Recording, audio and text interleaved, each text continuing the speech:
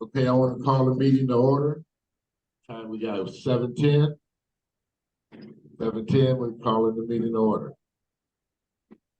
Okay. Everybody, the first thing we do is everybody stand, join me in pledge of allegiance for our great country. I pledge allegiance to the flag of the United States of America and to the republic for which it stands, one nation, under God, indivisible, and liberty, justice for all.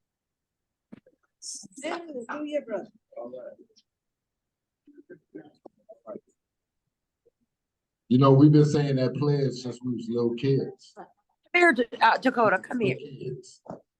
And, you know, we should always keep it in our heart because it's part of the factor. It's part of the fabric. It's part of us. And if we stay to the essence and stay to the creed, we'll be a good nation, good, strong nation. Right. Okay. We'd like to welcome any new members. Anybody here that's a new member that was here before, we'd like to just go ahead and raise your hand, stand up, or, you know. Come on. Okay, Norma is a new member. Does everybody remember Norma? You know, Norma, we welcome you. I mean, just so wholeheartedly, okay? Somebody from the city council, somebody that looks forward to being with their constituents. You know, we are all one. And when people remember that, we're much better off as a community, as a country. All right, thank you. All right. Any guests?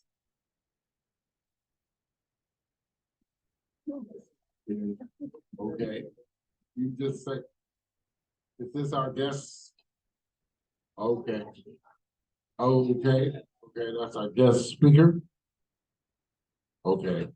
All right, we're gonna have you come on up and I tell you what, we'll talk about all the other minutes and stuff about the parade and everything else. We'll do it afterward. Come on up, man. Fire.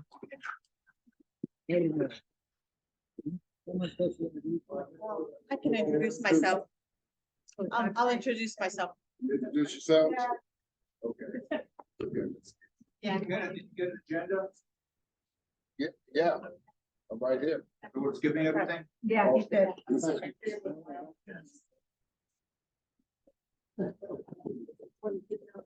I'm gonna keep this casual, because I feel like I a lot of familiar faces in here, and I know that you frequent our city council meetings, so a lot of this stuff is known to you, and you probably know a little bit about me. But I'll take a couple minutes to introduce who I am.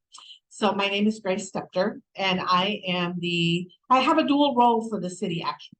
I am the executive director of the Housing Authority, but I'm also the director of the Housing and Community Development Department. Some time ago, I think 2 or 3 years ago now, they clarified that the person who sits in the chair as Housing and Community Development Director is also the executive director for the Housing Authority. And that's just important because they are two separate legal entities, and it may explain a little bit about sometimes if you're going through our agendas, you'll see items on the Housing Authority agenda and you'll see things on the City Council agenda. They look almost like one and the same, but it's because the money comes from different places, and so in order to do deals, that's how we do that. I have been with the city now 17 years. When I first joined the city, I was the Section 8 director. And for the bulk of my career, up until that point, that was really where I spend most of my time, was in the Section 8 program. This year marks 30 years of housing career. So it's been quite some time. I think I've done everything that could possibly be done in a housing authority, all the way from frontline answering the phones to early drying up contracts for families who were finding units using the Section 8 program, inspections, and then every administrative function. I started my career actually as a social worker. So some of you may actually, when you hear my presentations from the dais, I always like to end them with people stories and faces and places, because at the end of the day, that's what our work is about. It's really about helping people, but that's really where my heart lies and where I began my career was as a social worker.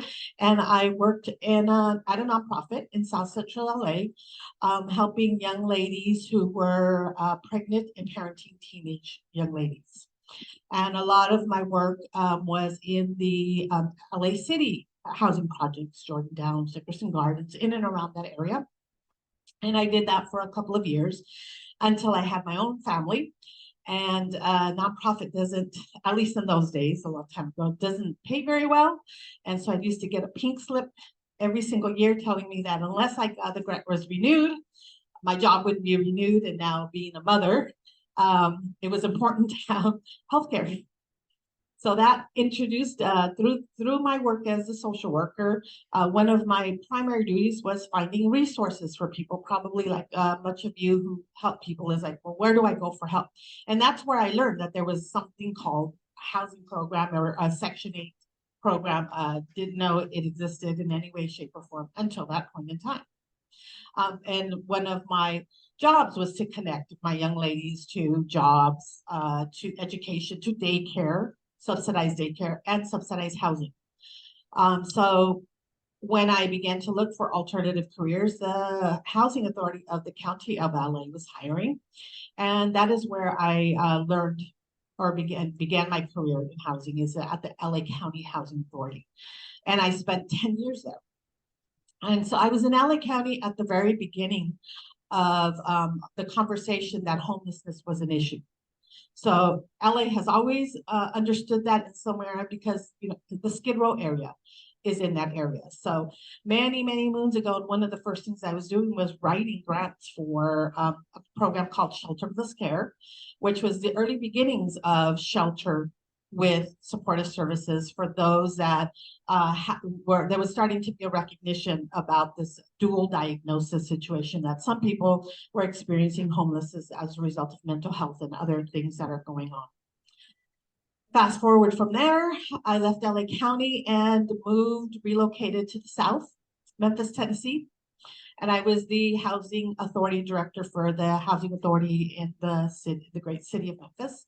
And I was there because they had some administrative troubles. I was hired by a consulting company that was expert in managing housing authorities, and Memphis had landed on something called a troubled list.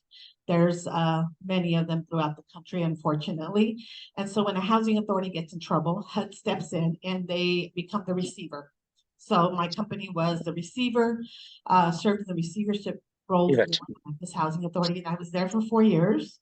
And I'm very proud to say that under my leadership, we did achieve high performance with everybody that was already there. We didn't have to clean house. We just had to give people tools in terms of how do you really run this program? How do you measure data? And so that program then became better run, successful. And it was time for me to come home because I am a Southern California girl. And so as much as I loved the Southern hospitality, I missed being home.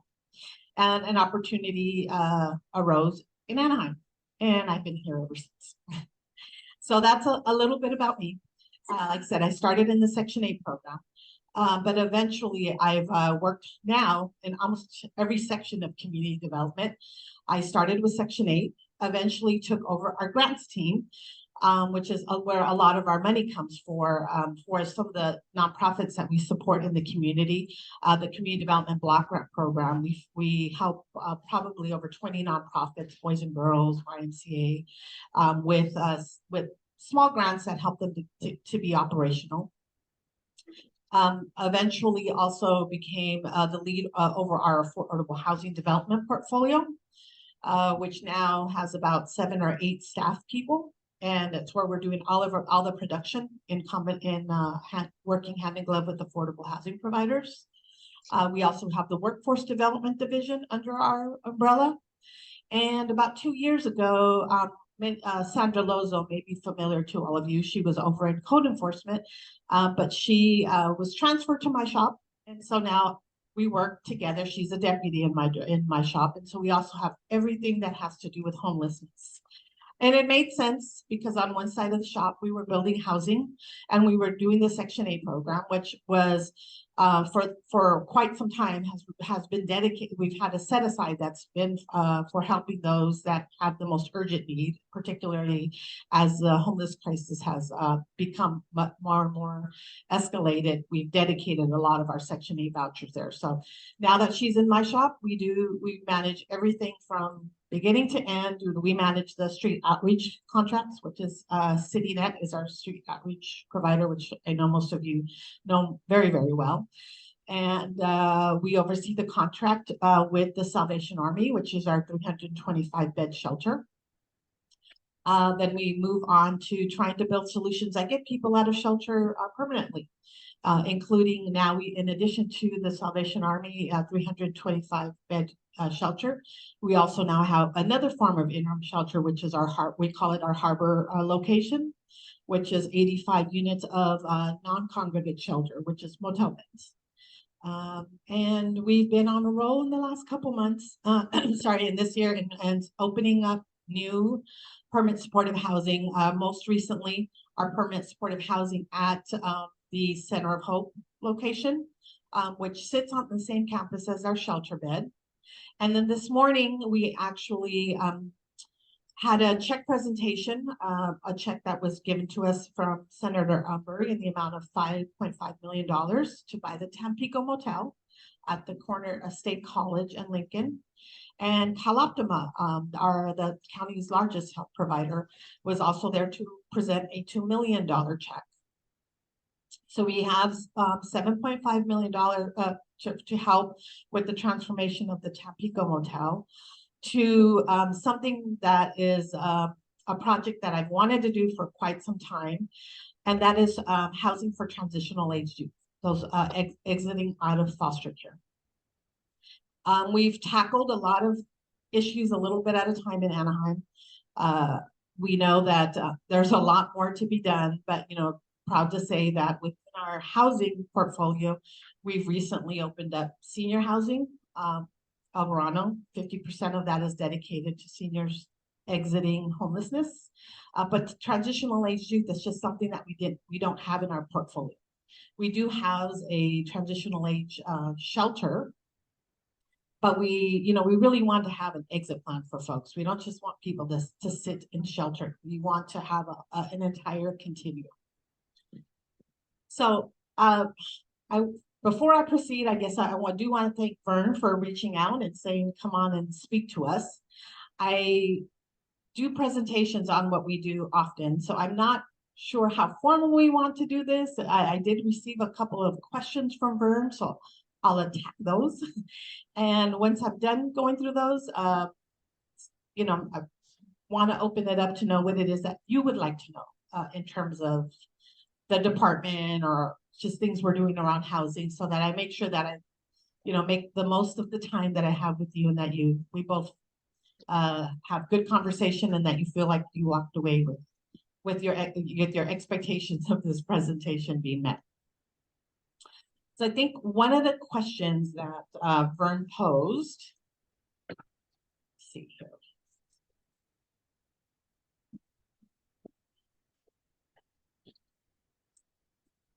How can we support the work that's going on in Anaheim? And I think within that, he asked about something called a housing element. How many of you know about the housing element and the requirements within the housing? Okay, great. So the housing element is our state number. It's imposed upon us, and it tells us how many units we should produce in different income categories. Over the last several years, we've done pretty good in the market rate. Not so much in the lower income. That's really where my my staff works is in that really the very low and the low. And so this year, when those numbers came out, we went through an exercise. I wanted the staff to really walk through this. Let's see if we were going to challenge ourselves to meet that number and say that in 8 years, every single one of those years will be built. Let's do that. Let's have that exercise on paper and see if it's manageable. What would it take? We wanted to know how much land, how much money, how many policies, what really needed to happen. So what we ended up doing is, because affordable housing, especially for those at the very low spectrums of the income, it requires a subsidy. It requires help from the state and the federal government to build it. You know, private landlords, when they come in and they buy, or they buy an investment property, they're looking for return on investment. So that equation usually requires a set rent. And we all know that because we know rents are escalating and what have you. So to build housing for those that are below the fair market value, that's where we step in, and we cobble together a lot of different financial sources in order to make that happen. So the exercise that we went through, so let's say we rely on something called low-income housing tax credits. That's a state competition. It's offered 2 times a year. And in Orange County, we can probably get 1, maximum 2 allocations from the state through those competitions. The reason for that is that statewide, a lot of jurisdictions are competing for this. San Diego, LA, San Francisco, and at one point in time, the need in Orange County wasn't thought to be as great. So a lot of those tax credits ended up in Northern California and in Los Angeles. So LA gets a very large portion of the tax credits. It's already reserved for them. They went through significant lobbying efforts to say, we are a larger city, we have a lot of needs, so put those aside for us. So what was left over was these smaller amounts that ends up with us only in Orange County, only being able to get 1, sometimes 2 projects.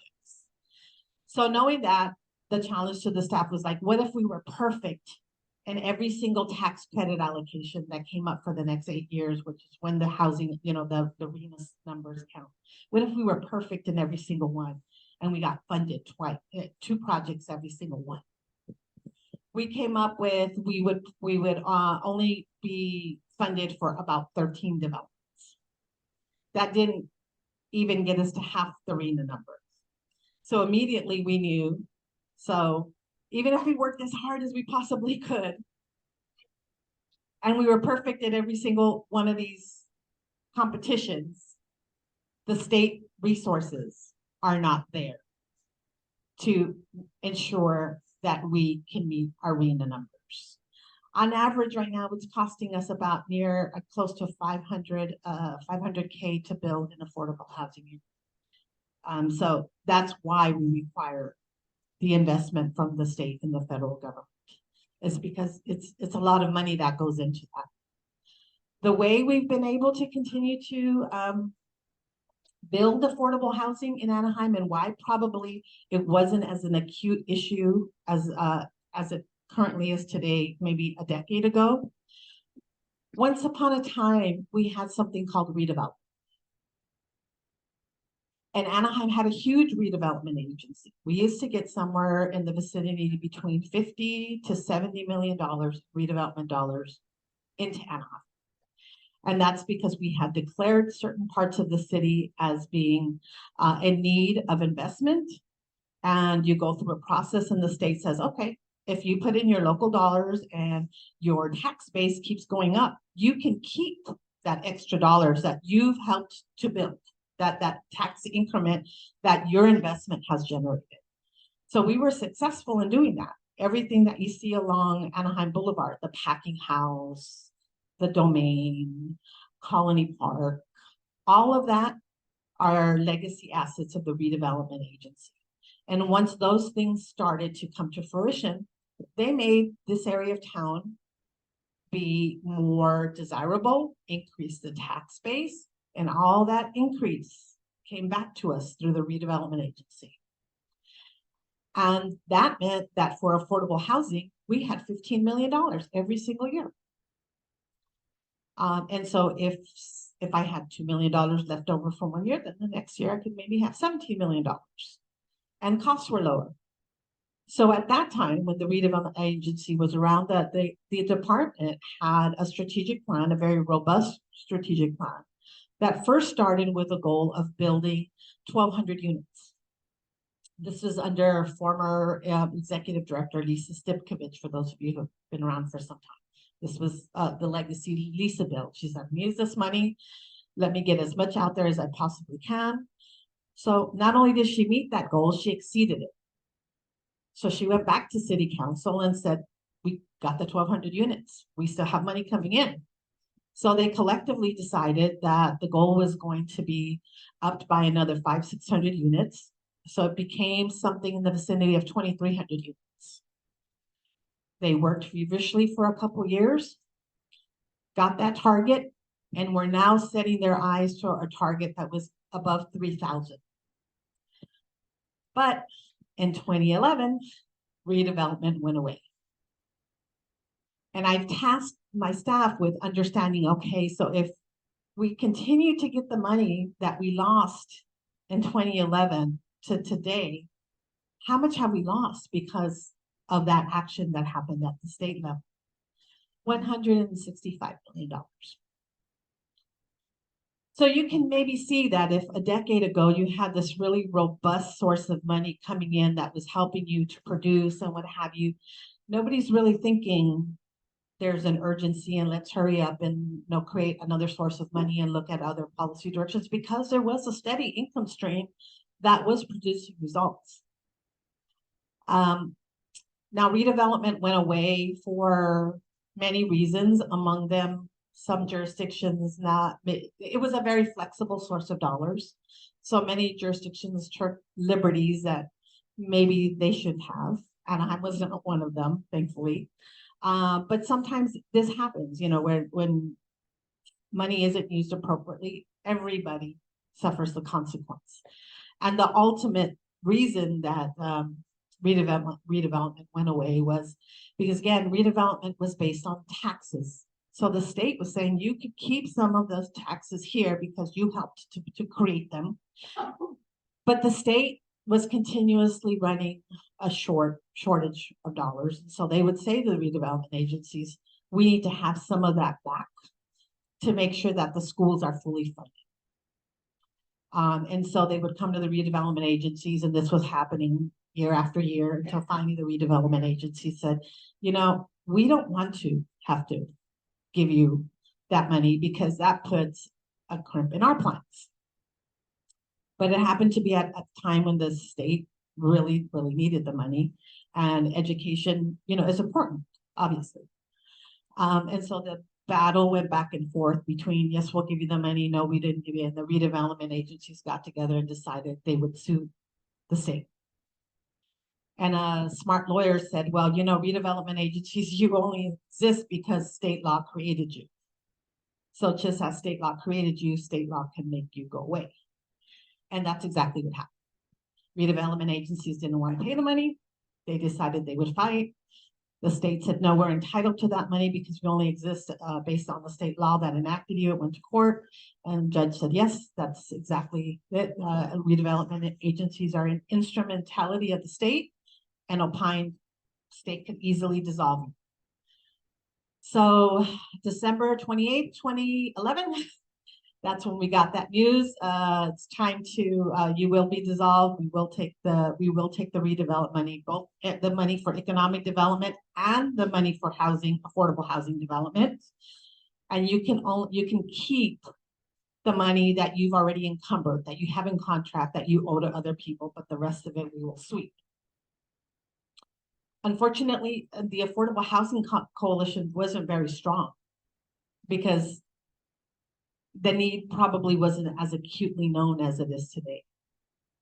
But had it been, I think one of the things that we could have done differently, and that we're still trying to do differently, is say, well, why did you take the affordable housing money? maybe we could, go back and forth and have a debate as to whether or not some of that economic development money was really needed. What, that was helping some business type ventures, but affordable housing has always been. But the coalitions weren't as strong, the voices weren't there, and so the money went away. And we have tried for the better part of the last decade or so, now more, to go to the state and say, we need another source that's equivalent to what we have during redevelopment to make sure that we can continue at the city level to advance our affordable housing efforts. And so about 3-4 years ago, we did get a bill called permanent local housing allocation, which is when people are selling their homes, there's a tax or a transfer fee on the sale of property, and it's $75 per transaction, and that does come back to us, and it's managed to generate for Anaheim on average about $3 million. So not chump change, but it's not redevelopment. But I'll take it, because we'll take any money that we have, because if you squirrel that together for a couple of years, you have a decent pot of money. Plus, because the redevelopment agency was well run, when they went away, we also got some land that was transferred over to the housing authority and a pool of money. And that's how we've continued to do affordable housing in Anaheim. And I think, my team has developed probably in the last couple of years, close to 500-600 units. And where our goal is to get to 1,000 with what we have right now. But if you come to the dais, you'll know that in the last couple of years, I've started to say to council, we need to do something, because there will come a time when the land will dry up and the funds of the former redevelopment agency will fund. So I have my good friend Norma here today. So Norma was the former chair of our housing and community development department. So she was with us as that chair probably for 4 years or so, which is probably why you see her at a lot of the events. I think she understands these issues more intimately than most, because she was our chair. So her and a couple of other folks, plus my staff, have really been putting our brains together in terms of like, what comes next? How do we keep this going? And you might have heard some chatter about a want to create something called an Anaheim specific affordable housing trust fund, that people can, business-minded folks, philanthropy, different groups like that, can start to put some money into. So that moves us into the future. There are 2 trust funds right now in Orange County. I call one the government trust fund and one the business trust fund. The government trust fund is the Orange County Housing Trust Fund, which was created about 3 or 4 years ago. It's a joint powers agency, and it does get money from the state. And the purpose of that trust fund is to create 2,400 permanent supportive housing units throughout the county. The thought is dispersed throughout the county. No, in total, that's the goal, is 2,400. I think their goal was over 8 to 10 years or something, dispersed throughout the county. And that's the important part, dispersed throughout the county. There are some sections of our county that have yet to, they're part of the trust fund, but they haven't yet started to produce some units. And we do think that that piece also is important. I know that sometimes when I hear the comments from the dais, I'll be the first to acknowledge that there's a lot that we can do, and there's more to come, and this work is probably going to be here well after I retire, and maybe hopefully not into my grandkids, but maybe some years of work to be done. But the one thing I can say about Anaheim is at least we are working on it. We're working on it every day. There are some folks in the county, that it's not a secret. Things are not even past, they're not even advancing to first base. And the reason that's important is that we do believe in the housing community that there needs to be a diversity of stock. There needs to be choices. And everybody, this is good. This is, you know, homelessness, affordability. This is an issue that involves everybody. The city has a responsibility, certainly. The county has a responsibility. And when we talk about the county, we're talking about all of the cities in the county. There are two cities that every time you hear about things that are getting done in the county, two cities' names always come up. And one is Anaheim. You probably know who the other one is, which is Santa Ana. So going back to the two trusts, the 2,400 units for the 2,400 units that the government fund is attempting to produce. That's still specifically and it's meaningful help, but our hands are a little bit tied. And the reason that so we'd like to have a vehicle like that, and it's something it's very early conversations. And I'm just sharing this with you, so just to give a little bit of insight into everything the department does, and you know the fact that I often say when it looks like we're not working, and sometimes it's when we're working the most because we're trying to figure things out. So this trust fund right now, and the vehicle for it, and the how it's governed, and who might be interested in being partners and giving something to us in a meaningful way is something that we're spending a lot of time and energy on. Again, Norma is one of the thought leaders in this space, as are others. But yeah, that's a little bit into where we're going, to where we've been, the redevelopment, what we're currently doing, continuing. We have about five different projects at different states of development, either in a groundbreaking, or you're seeing sticks up on the ground, or we're starting to lease them up. And then future, how do we start to create revenues, a stream that gives us the maximum ability to address the needs in the way that is that's responsive to Anaheim. So I'll pause there because I know that I've talked a lot, and that may not be what you wanted to hear. So I'll take questions, and maybe that will help.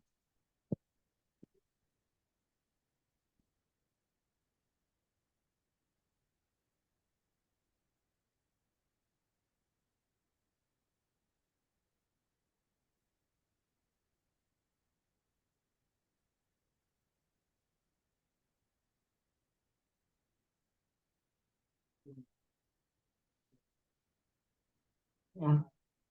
Yeah.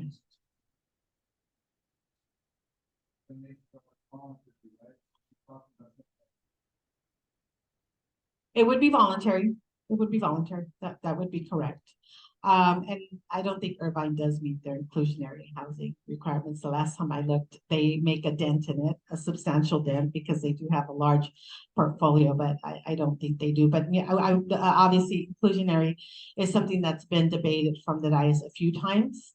As a staffer, you know, our job is present the information, pros and cons, but inclusionary housing will ultimately be a policy that's up to city council.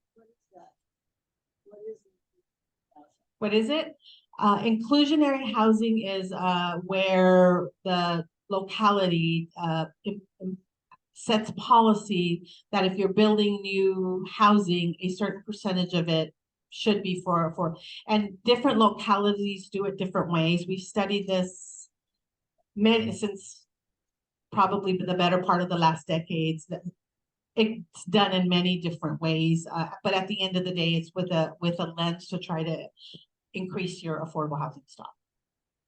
Yes. When you get for $500,000 for that square feet, how in the world can a unit cost $500,000? What kind of unit is it? How big is it? No, it's not. That's the average cost. Like we just built 102 units at Finnemore Place.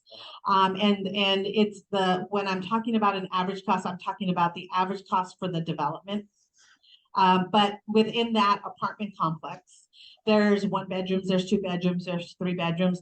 The costs are really, when you're talking about specifically affordable housing, we're a much more highly regulated environment than a private developer. So costs have to do with the fact that we have to be responsive to things like American with Disabilities Act. Often we're paying prevailing wages. We're striving to meet energy efficiency standards, LEED certification, often because, and the reason for doing those things is that low-income families will benefit from lower utility rates.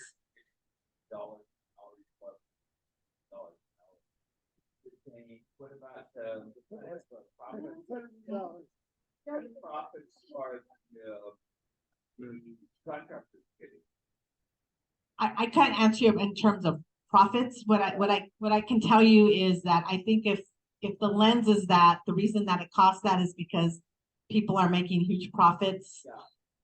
I would say, having looked at this and looked at every single pro forma and being responsible for what we put into the deal, that's often not the case.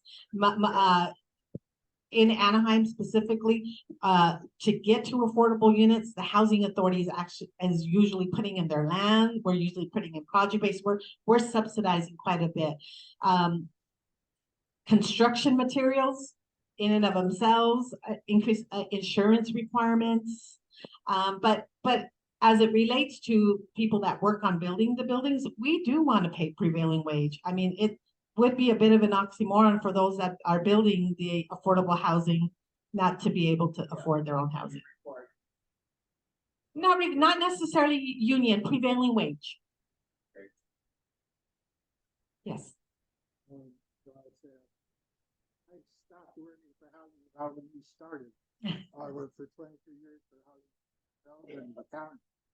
And the one thing I noticed that you're talking about that we did a lot of was stuff with individual properties, housing rehabilitation, move-on housing, manufactured housing, which were all deals with, and then of course even the Section 8. I guess I would say something about Section 8 in a minute, but that was a way because we have a lot of old neighborhoods. I'll give you one is what we call Phony Independencia, which is at Catella and Gilbert. And, and those are actually big lots, but they were built, in the 1910s. And some of them you could knock down with a sledgehammer. And we did move on housing. We replaced about 12 units in there, small community. But so I'm wondering what kind of things you do when that ends. Sure. The other thing is, of course, about a housing authority. We used to have a 7-year waiting list to get your Section 8 certificate. Yeah, it's probably right now. It kept on going up. And, the Section 8 was a good way to provide affordable housing for, thousands of renters. But the funding was never there and never going up because for others is that not the funding is not increased over time. Never mind versus inflation, it just stays. So I'll address both two of your questions. I think one of your questions was, what are we doing about older stock of maybe single family homes?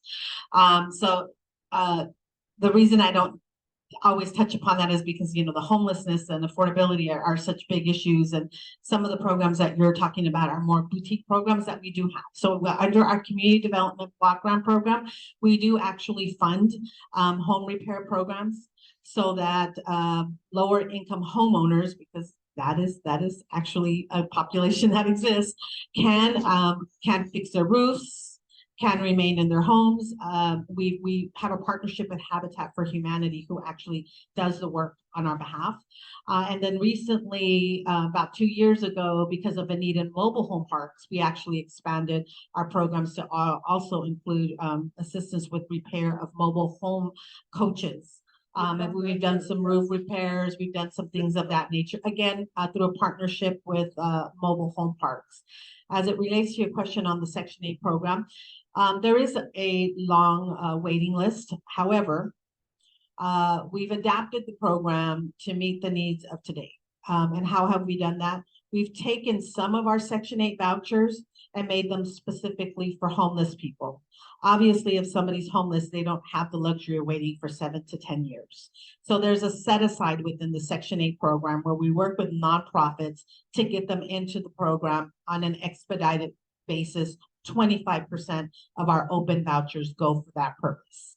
And that's in recognition that that's an urgent need. You've also seen when we're building permanent supportive housing, we've taken our Section 8 vouchers and we've layered them onto those buildings because that's how the rent is generated, so that we can pay a management company, so that we can have a capital reserve, so that if something breaks down, there's actually money there. Because if somebody's moving in and they're previously homeless and maybe not ready for work or what have you, they still pay 30% of their rent towards the rent, but 30% of zero is still zero. So the project-based vouchers generate that necessary capital to build those and keep those going. But this is also the reason why we're thinking about a trust fund, is because once upon a time, that vehicle that I talked about, redevelopment, that used to fund what we called the neighborhood improvement program. So our department, once upon a time, was responsible for the transformation of the old Jeffrey neighborhood, which is now Hermosa Village, and in our opinion has been stabilized from what it used to be. But that required investment, much on the scale that you're talking about, going in, redoing buildings, creating opportunities. That the stabilization of Hermosa Village probably took the better part of 2 decades. And we're not done yet, because there are some apartment buildings in there that are owned by private landlords that if we had the opportunity and they were willing sellers, we would acquire. But I think, again, a trust fund that would allow us to respond to neighborhoods that are in decline is something that we need, because our sources right now are prescribed.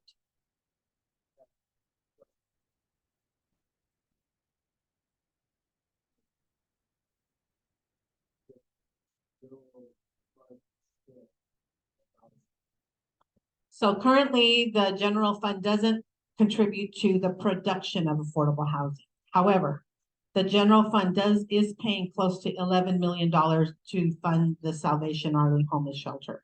The shelter, the 325 beds, and the security contract that's associated with is 100% supported by the general fund.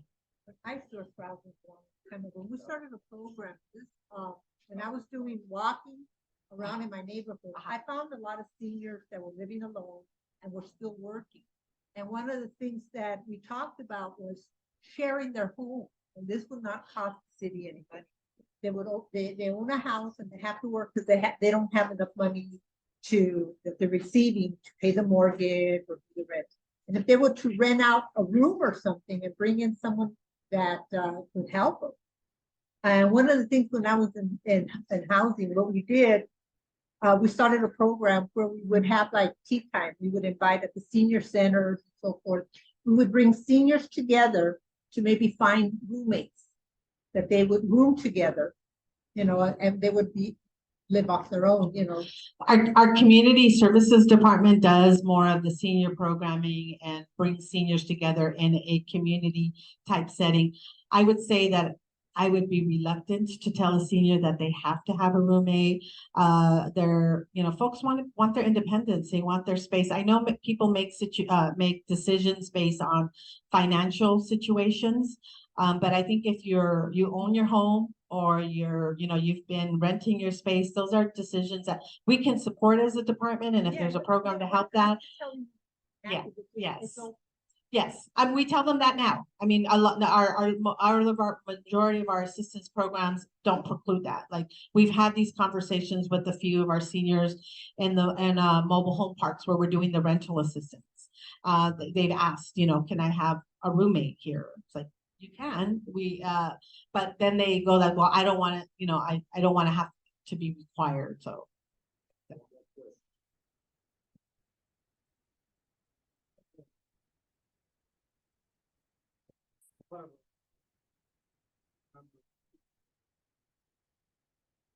And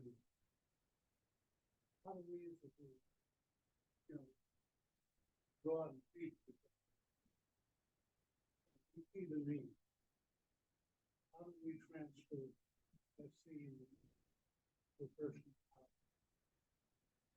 So we could disagree or agree with this, but I personally, because we oversee the contract and we talk to CityNet on an ongoing basis, do think that our homeless outreach teams are doing a pretty good job in interfacing with folks. They do tell us that oftentimes it takes many, many touches to get somebody into shelter. That is why the investment in Anaheim is for 7 days a week, 7 to 9 at night. I can tell you that no other city in the county is doing it. And it may not seem like a lot, but I'm a big advocate that if we're going to talk about the cons, we should also talk about the pros. So they are out there 7 days a week, and they have hired many people with lived experience. I can provide testimony to people that I have seen that have been difficult to serve, that over the course of the steady course over 6 months, a year, what have you, have finally accepted help. So I think just encouraging them to use that system. The CityNet is the provider that can get people into shelter. And then once they're in our Salvation Army said, we can get them in the coordinated entry system and start to get them into the queue for supportive housing. I will be the first to acknowledge that maybe that doesn't happen as quickly for everybody as we would like to happen, but it has to happen somewhere. We have to start somewhere. We have had some folks who just don't want to be entered into the coordinated entry system, and we just have to keep at it. I've spent the last 2 days, I think this is my third night not getting home before 10 o'clock. I've spent the last 2 days, the first day in LA and the second day in Pasadena, one at ULI and one at the Southern California Association of Nonprofit Housing. And this is a big issue. It's a difficult issue. It's not an issue that Anaheim is facing alone. But that's the one word that we as housers continue to say is like, we have to be persistent. The system isn't perfect. But we are building the plane as we're flying it, and we're trying to put those pieces in place that will help people at the end of the day, with in mind that this is about helping people. Thank you very much.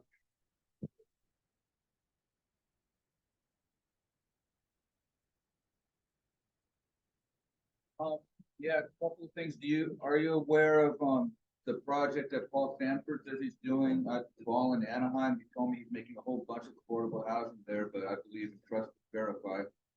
And, also, you talked about how having a popular movement to help us along. Wouldn't it be good if a lot of us managed to hire council people who promise to support inclusionary housing? On your second piece, I'm not a resident of Anaheim. I don't vote in Anaheim. So I'm going to leave that to the voters of Anaheim, because I think when you mean hire, I think that equates to vote. On your first question as to the property on Ball in Anaheim, there is movement going on there. We have been contacted about some preliminary conversations. So we'll see what happens. I remain optimistic that people that come forward and say, this is what I want to do, that, because they're engaging us in the conversation, there's some real want to do that. Often it does come down to whether it makes sense in terms of where can we get all maybe the land use issues resolved, the financing resolved. But that conversation, I was approached about that project. Thank you. All right, can we give her a hand?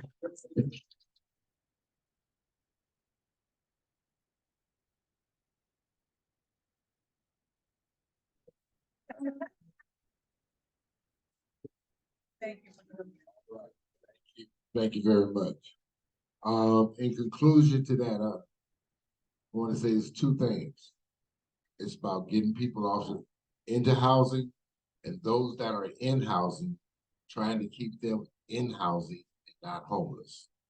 Those are the two factors that if we go ahead and we attack those, then we start to attack homelessness.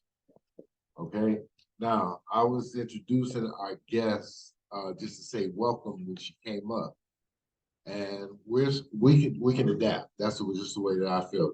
As a club, we can adapt with our agenda. So we went ahead and we did that. So we're going to continue on with our minutes right now before we bring up our second speaker. We have 3 new members and guests to welcome. Elizabeth.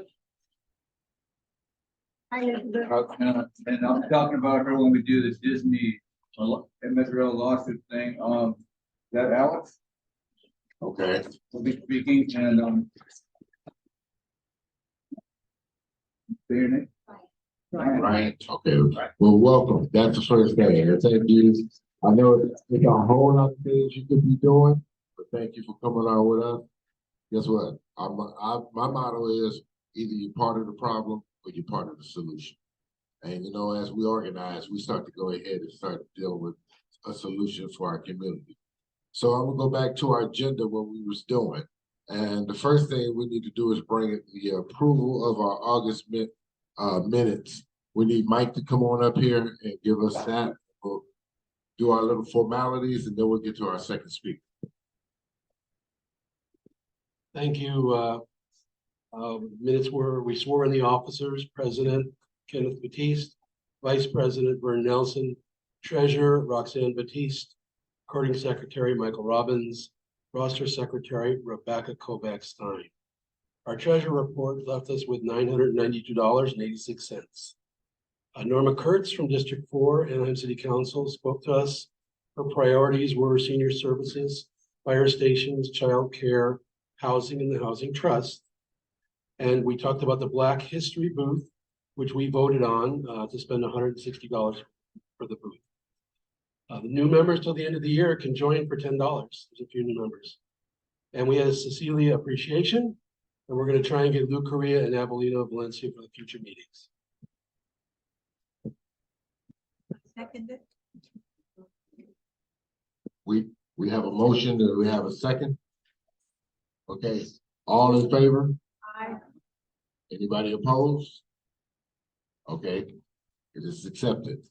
All right, now we have the approval of the treasurer's report. Roxanne to come on up. She's going to be distributing copies of the account to everybody.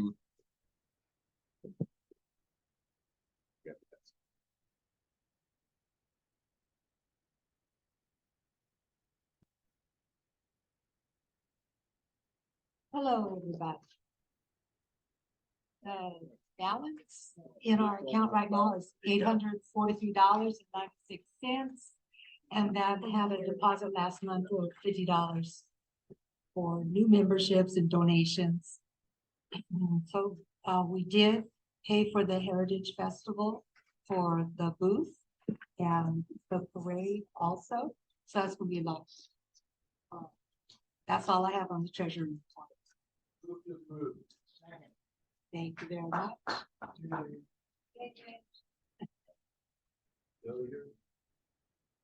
Put yourself well. I pretty much get my thing. That what I have to say is written here already. We have new polo shirts we're selling for $35. We're selling we've got hoodies that are great for the winter for $25 and t-shirts for $20. Okay, one of the things we wanted to discuss, February 3rd, I believe it's the first Saturday in February. Our club will be in the cultural parade and we will be having a booth too. So we plan to be out there at that parade raising hell. Okay, as some old folks. Okay. What I mean by that is go ahead and shake them on up. But the thing about it, after we go ahead and get their attention, we're going to need some pamphlets and some literature to pass out at our booth. Because people are going to come and they're going to want to know, what are we about? Well, we need to go ahead and make sure on our pamphlets that we let everybody know what we are truly about so that they will want to go ahead and come in and join us. Okay? About democracy, about about representing the working family, the working man, doing the things that's best for the masses, not for the 1%, doing the things that what we need to do to make a difference in our community by helping people with a hand up and not trying to give them a foot down to go ahead and put $1 in our pocket. That's what we need to go ahead and be dealing with. And if we don't go ahead and be the conscious, then guess what? They will not have a conscience. So we have to, that's why it's so important for us to be here, to voice our opinions, to let them know, stick together. And when we go out there, we're gonna let them know that guess what? We are about trying to fix our country. We're not trying to burn it down.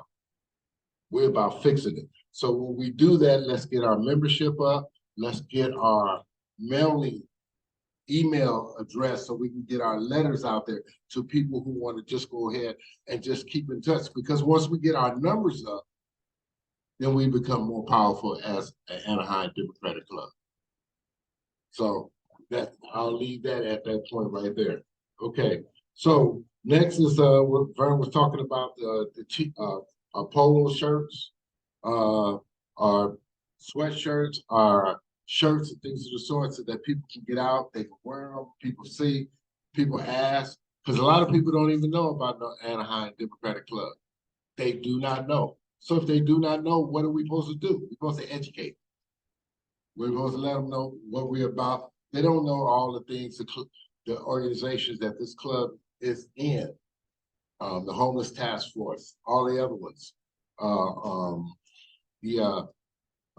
Poor People's Campaign, Youth on the Move, all the different organizations. We have different organizations of people that are in here. We all come to collaborate and come together to have a purpose that, guess what, that's better for the masses. Because if we don't, believe me, the stockholders will go ahead and take advantage with no conscience. So I'm gonna leave that alone right there. Spoke enough. Okay, now we're gonna have since we already did all of our formalities, we're gonna go ahead and have our second guest speaker. Yes. Under Bird, I want to be on the subcommittee. Okay.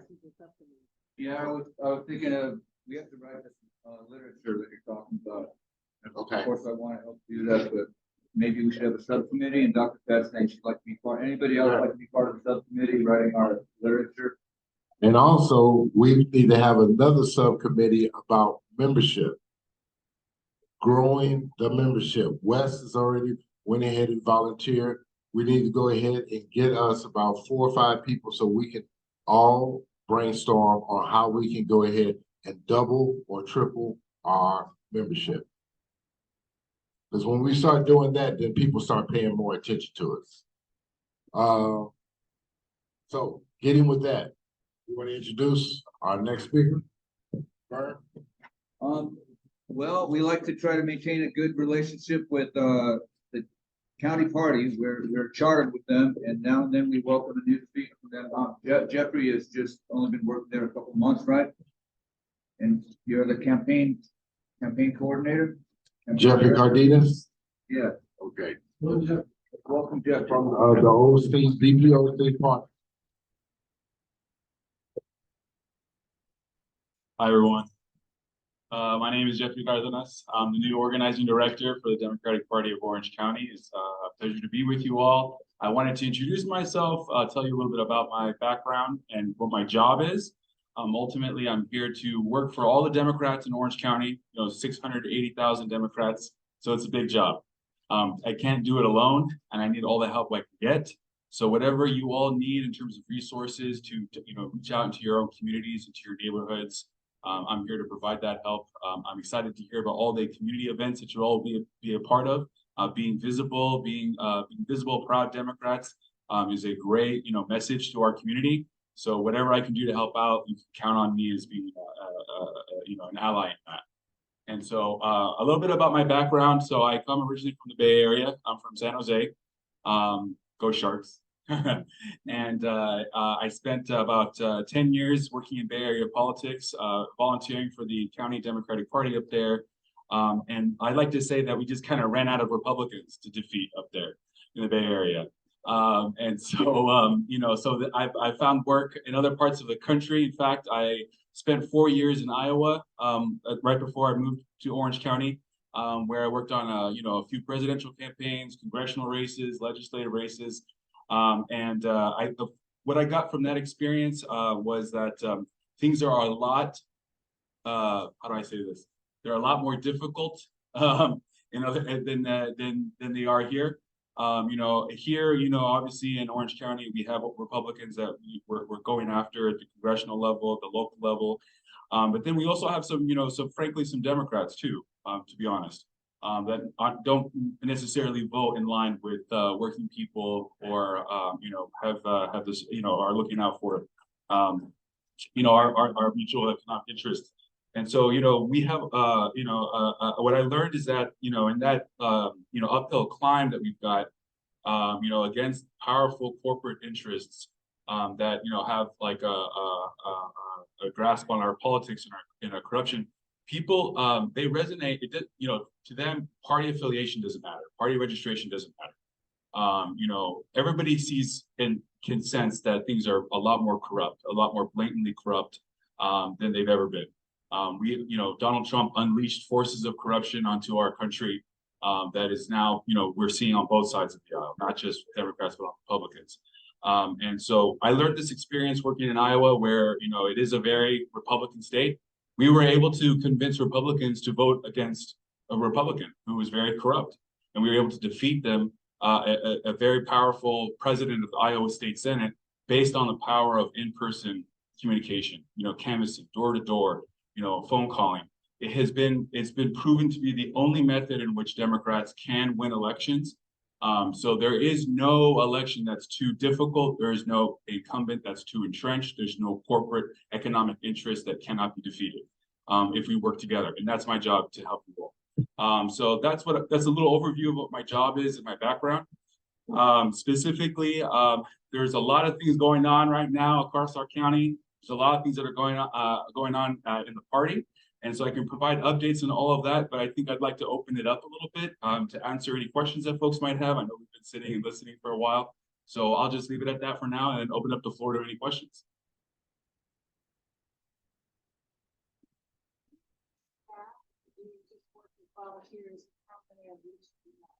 Yeah, so the question about staff. So right now there is, we have an office manager, Denise Santa Maria.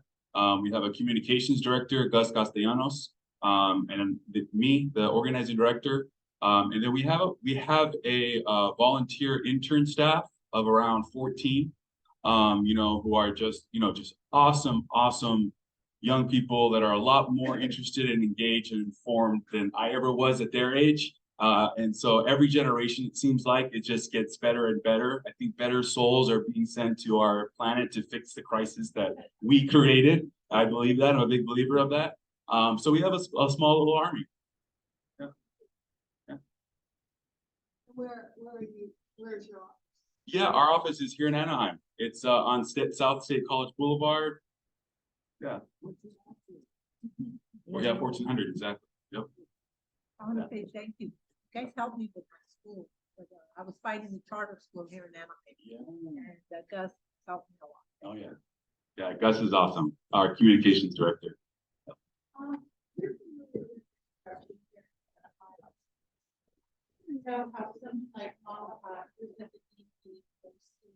Not anymore.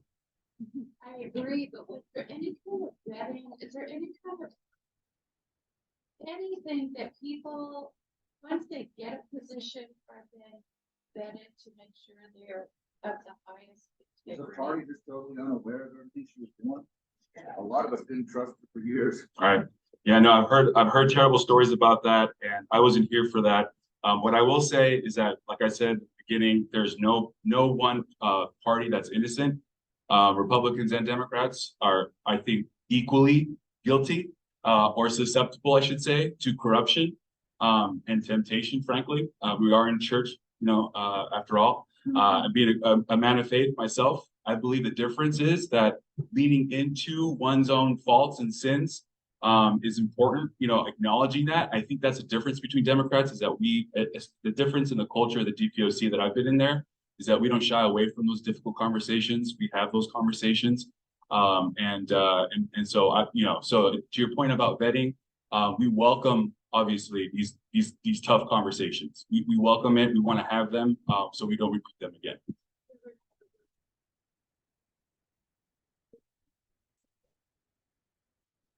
Community knows about something going on with an individual that is taken seriously at the level. Yeah, absolutely. So So you all at the club level have a assigned. There's a vice chair of the area. In the central region, that would be Jose Trinidad Castañeda, I believe. And so he's the vice chair. We also have regional directors at the state Democratic Party level, and then we also have the state Democratic Party as well. But if anyone suspects any malfeasance, corruption, or anything illegal going on, you should report it to law enforcement, and that's what law enforcement is for. We police ourselves, I think, but ultimately, that's what law enforcement exists for. This is from Zoom. Where does improving the Democratic majority on the OC Board of Supervisors lie on the party's priority list? How will you get it done? Awesome. Thank you. So this goes to one of the primary focuses that we have right now, which is the March primary election, and that's what that question goes to.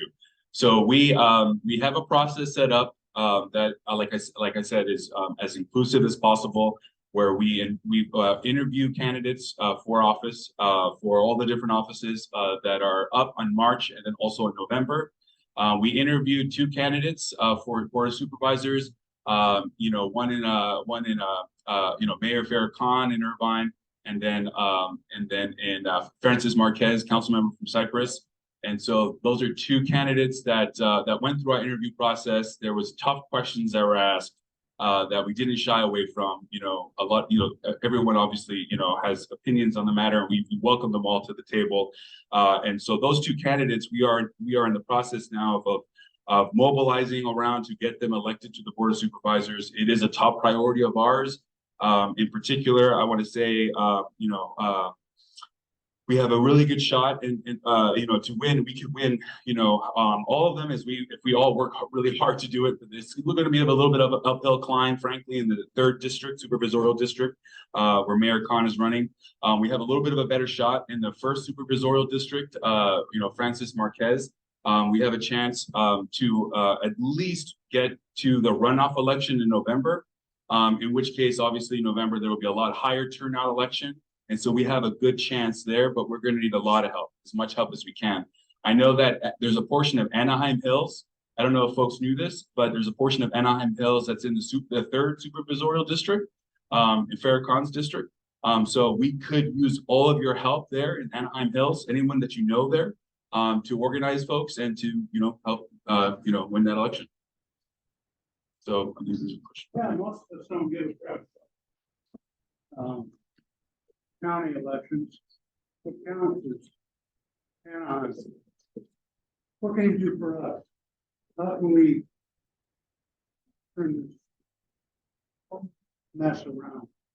Yeah, well, first off, I think, what's in it for me is the kind of attitude that leads to kind of the corruption that we're talking about. We are all in this together. That's why we are one Democratic Party. And I think we're different from the Republican Party in that we don't think primarily about, the top, or, we think much more at the local grassroots level. And then at the grassroots level, I'm here to support each and every one of you in your, whatever it is the club decides its priorities, whatever you all want to participate in, whatever activities you want to do, whatever candidates you want to run for office or recruit to run for office.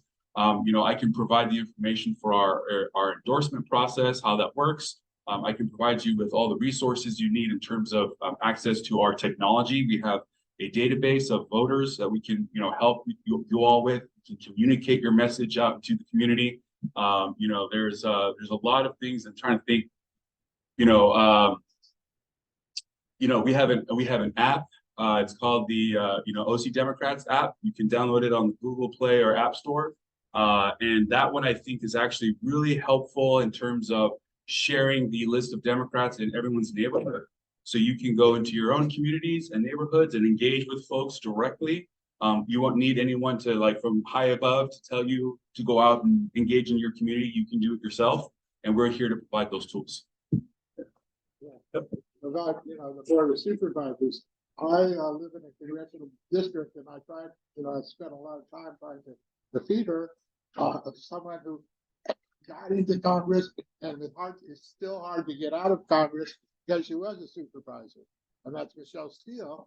But and she's not unique because people don't care. You know, they say I don't care about the board of supervisors because there's only some very small unincorporated areas where they really make that much of a difference. And then somebody sees in Anaheim and you say, well, you know, we don't have a problem with the board of supervisors because they don't have that much power in the city, but they just go on and, you know, become very reactionary Congress people.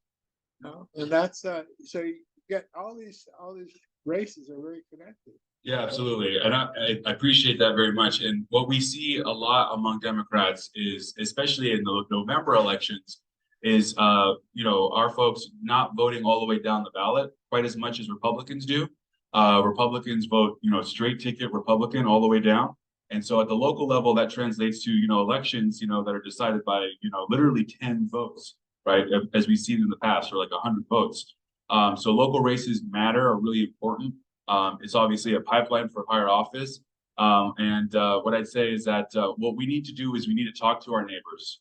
We need to engage in you know, conversations. We need to have you know, conversations about the candidates that we are passionate about. You know, we may not always agree, you know, we saying the central committee, right, versus your club at the local level on our candidates, but we're here to have a conversation. We're here to engage in this conversation. And ultimately, you know, we've got to do a better job, I think, frankly, of communicating both ways, and then ultimately, you know, talking to our neighbors about our endorsed candidates. Yeah. I disagree with my friend Wes here.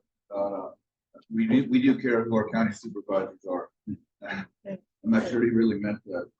That is important. But apart from that, Michael Saul was the last guy that came over to speak from the county party, and he told us that we are going to need to find ourselves some good candidates for District 1, District 5, maybe District 4. Otherwise, the county party will go ahead and recruit somebody. Is this true? And how much more time do we have for somebody to decide to run? Yeah, the city council. You were talking about the city council. Yeah, absolutely. And school boards, exactly, and water boards. I want to share with you some analysis that we have been doing over the last couple of election cycles, in which Republicans have made a coordinated effort at the local level to win city council and special districts in particular, and even school districts, but they haven't been as successful at school districts. This is an interesting statistic that we were able to look at. We Democrats actually hold more school board seats than Republicans do. And it's a unique thing. It's actually interesting. Yeah, I know. You wouldn't think so. You wouldn't think, exactly, overall, you wouldn't think so. But tell me if this sounds familiar. Oftentimes the loudest voice in the room oftentimes isn't the most, let's say, informed or engaged. And so Republicans tend to, you know, trump out other voices, especially in the public education space. So we tend to think that Republicans somehow hold like a majority of school board seats, but they don't. And I think it has to go to our values as a party, as Democrats, that public education to each and every one of us is a deeply personal value of ours that we are very passionate about. And that's why, like, for when it comes to school board races, you know, that passion, I think, is going to translate. But to your point, Vern, about recruiting candidates, you know, we want to replicate the energy that I'm seeing at the school board level. People are very angry at the attacks on our public education system, and rightfully so. And so we need to translate that energy directly, you know, into action, into mobilization. We can do a better job of coordinating what that looks like. So we've created spreadsheets, and a spreadsheet that I shared with the leadership of the club that has all of the candidates that we are tracking in Anaheim, right, in the Anaheim area. That's city council, and that's school board, and that's water board. So this is our response, is that we want to communicate to you all about what candidates that we're looking at, what candidates you all are looking at. If you recruit a candidate, you can add them to the spreadsheet. You know, Vern can grant you access to that, so that we have them on our radar. So we engage with them, we communicate with them. They're all part of the process. We can't guarantee support for them, right? Because that vote has to occur at the central committee, which is the ultimate decider for our endorsements. But you know, from me, you can get an absolute commitment of transparency in the process. So I can I will let folks know, I will let clubs know when we have votes that are coming up. So that you all have enough time to vote to decide what your position will be on it. That's a commitment I've made to all the clubs in the county. Thank you, Jeffrey. If somebody is planning to run for a city council spot, we know campaign finance is one, and that's been a big hot topic. What does OC Democrat suggest as again, the keyword transparency, funding the right way, avoiding PACs, avoiding things like that? Oh. Or Okay. is there really any way that's just, it is what it is? I think I understand the question, and I think that's, in terms of avoiding, in terms of avoiding like, donors, which donors to avoid, which, funding sources to avoid. I think that's a judgment call ultimately on the person, on the candidate that's running for office. I don't have that intelligence. And that takes someone a little bit higher up than me, frankly, and that's somebody who's been involved on the ground a little while longer. But I will say that again, as far as the endorsement process goes and the vetting for candidates goes, those are all taken into account. So we review campaign finance reports, campaign finance filings. So when we make a decision, we want to include those as parts of the decision, and that's discussed among the central committee. Yeah. Sorry, that wasn't a better answer. That was a good question. Thank you, Jeffrey. Get some food. I'm gonna try to get through these announcements really quick so we can eat and talk to each other. In fact, I might even skip a couple. There's a lot of news that you might not have heard if you don't read the Orange Juice blog. Remember how we all fought for Measure L 5 years ago? So that Disney workers or any company that got a subsidy, and we were mainly thinking of Disney because they used to get so many subsidies from us and still do, has to pay their workers a living wage, which at the time, 5 years ago, was $15 an hour and going up each year. And they fought that for 5 years. They insisted they weren't subsidized, but they are. They lost that fight like a week or two ago at the California Supreme Court. And now they're going to have to pay over 25,000 of their workers, some of whom might not even be working there. They're going to have to pay tens of millions of dollars. That was really stupid. Yeah. And one of the heroes of this fight, I don't know, some of you came to Ponderosa to an Oak Court event a few months ago and saw a movie made by Abigail Disney called, we have a star of that movie right here, Elizabeth Gonzalez. She's one of our new members. She was a member years ago. And I want to welcome her. We have no gifts to give her. I was gonna give her a free polo shirt, but I haven't checked with the e-board on that. But welcome Elizabeth. She's gonna be coming to our meetings. Okay, you want to say something? Well, come up.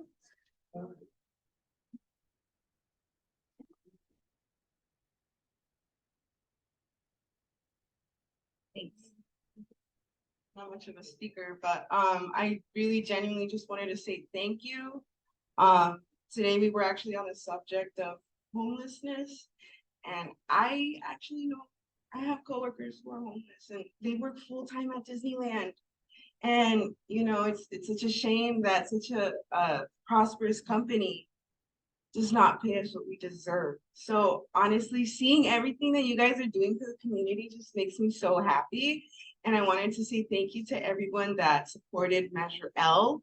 Thanks to literally, because it was so close, like it's thanks to everyone, like every ounce of support that we got truly made a difference. And I wanted to say thank you.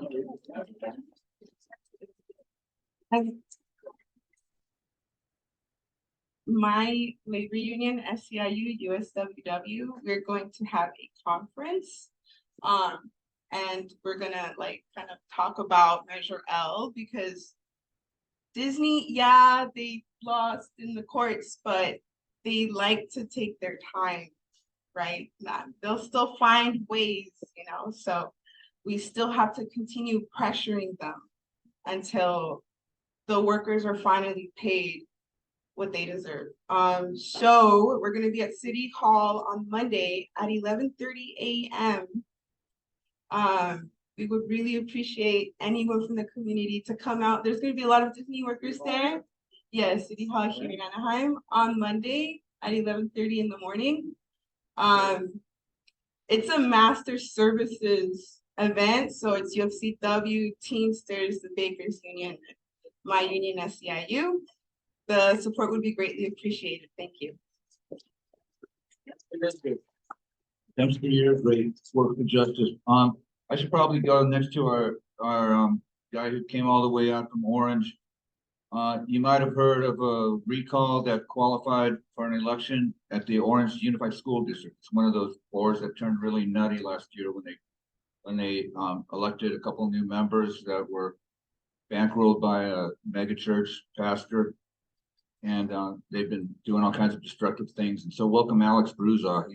He managed to get all the signatures he needed and did a real good job on that. This affects Anaheim Hills, by the way.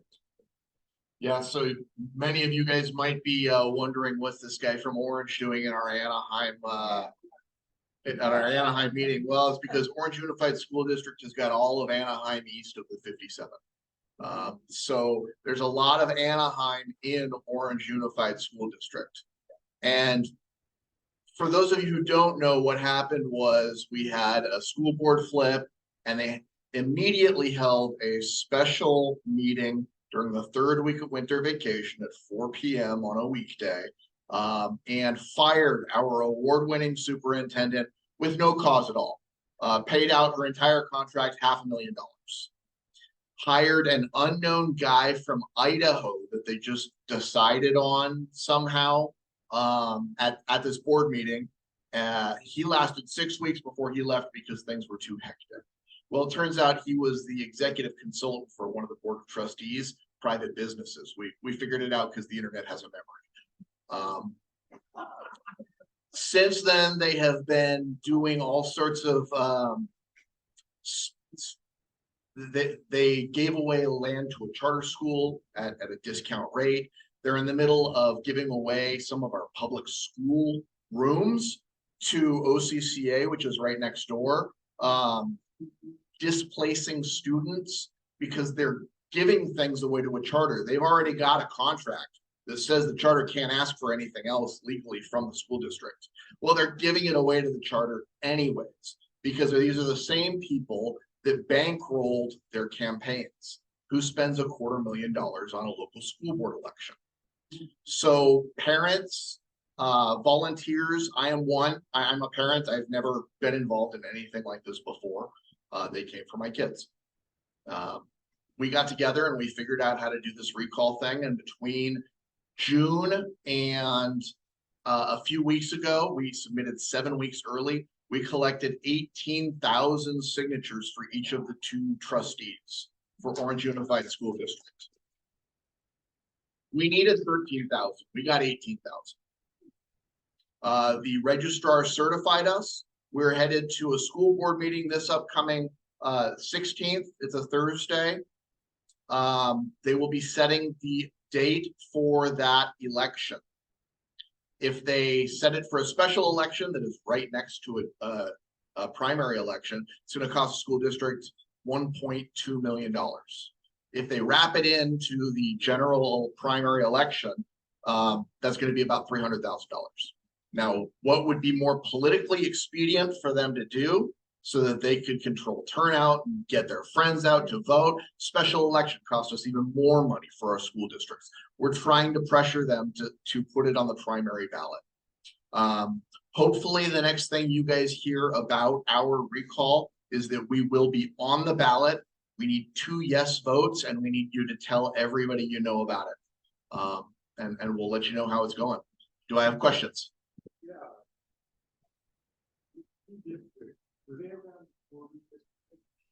So no, this is Orange Unified School District.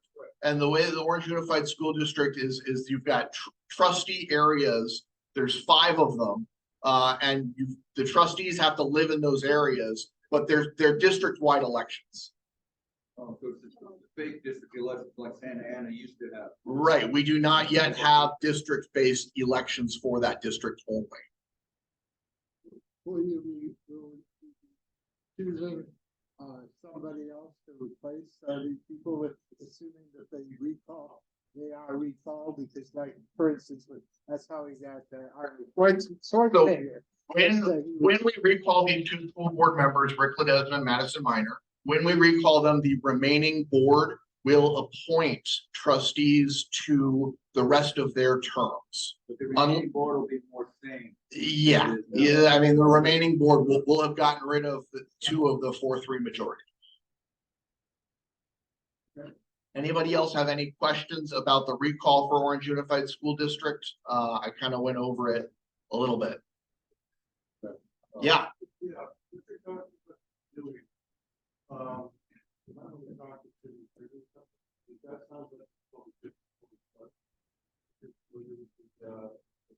Yeah, my day job, I'm a lawyer.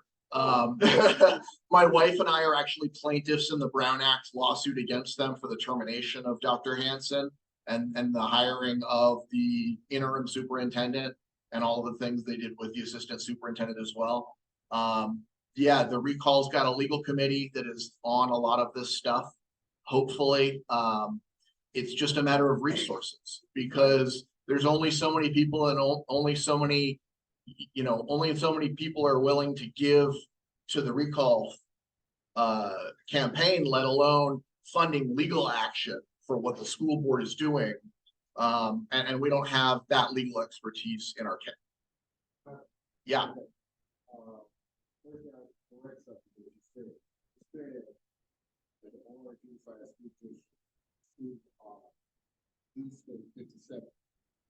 Yes.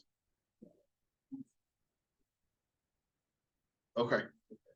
Reason I know that because the table goes down there by Fletcher Elementary, all the other stuff, so I know it's like that.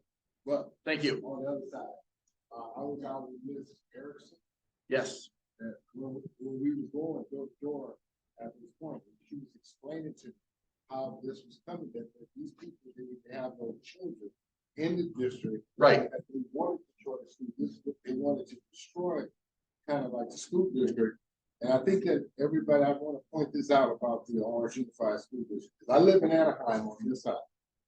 But my granddaughter has been going to Orange Unified, the emerging program. So I know Fletcher's for Grace. Fletcher's all the rest of it. But these people have come in to treat the board. And the Orange Unified School District graduation rate is 94.7. Yes, it's a great school district. I wanted to get ahead and point that out. And that's why I fight so much for Anaheim School District, that we get there to that point where we strive, where our kids can go ahead and have a graduation rate. Right. Of 94.4%. And that's why I push. So we need to get the destroyers gone and get those who build it back up. And we got to cut out the cancer and then we got to do the repair. Let's keep building them on up. Let's build our. Thank you so much. Hey, just one more thing. So that's a good recall. The bad recall that we're trying to stop is in Santa Ana. I think Santa Ana is a few years ahead of Anaheim insofar as it being a Republican or Democrat means less and less in this town. There's hardly any more Republicans making it to office anymore. In Santa Ana, there's no Republicans. So what happens is the Democrats become 2 different parties.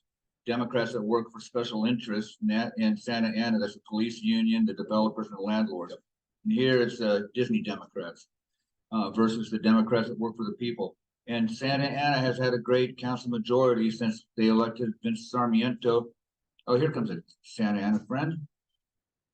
Since they elected Vince Sarmiento, they've had a progressive majority. And the police union right now is trying to destroy that majority by recalling Jesse Lopez. And right now they're running into a lot of legal problems. We don't know. It'll probably fall apart. But I've been in any case, I have a job canvassing to stop that recall, and I got some permission from the people that hired me, which is Unite Here. I'm working for Unite Here, that they could use 1 or 2 more canvassers. So talk to me after the meeting if you are interested. Experienced canvasser to canvass against the recall of Jesse Lopez in Santa Ana. It's a fun job, pays $20 an hour. So talk to me later if you want. And you want to close out, Kenneth? Or I'll just do it. Give the benediction. Okay, guys, have some food and let's socialize. Thanks for coming. Bring another friend next time. Oh, one last thing. We did the announcement of the new people that was brought in. We also forgot to thank Miss Daisy Chavez. Oh. All right, that's who's going ahead and taking care of our Zoom. Believe me, when people are doing something, we need to recognize them. Thank you very much. Let's all go ahead and eat, join, and talk and be social. Thank you. God bless.